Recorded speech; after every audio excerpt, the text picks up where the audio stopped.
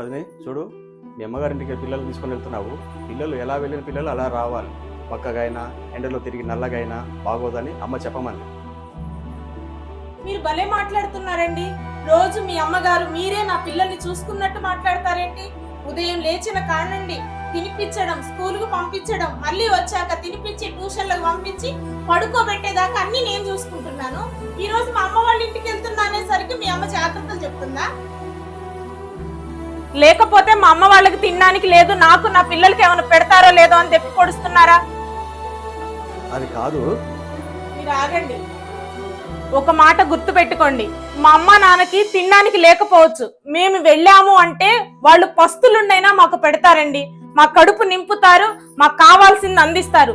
అది అమ్మమ్మ తాతయ్యల ప్రేమ అంటే.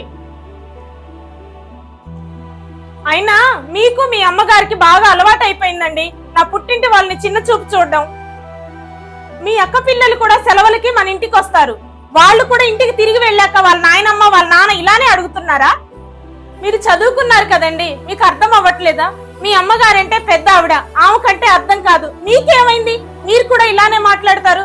మీరు కాకపోతే నన్ను ఎవరు అర్థం చేసుకుంటారండి? ఇంకెప్పుడు మీరు నా తల్లిదండ్రుల్ని చిన్న చూపు చూడకండి. నా పిల్లల్ని ఎలా చూసుకోవాలో కూడా మీరే చెప్తారా? నా కడుపున పుట్టిన పిల్లలండి, ఎలా చూసుకోవాలో నాకు తెలుసు.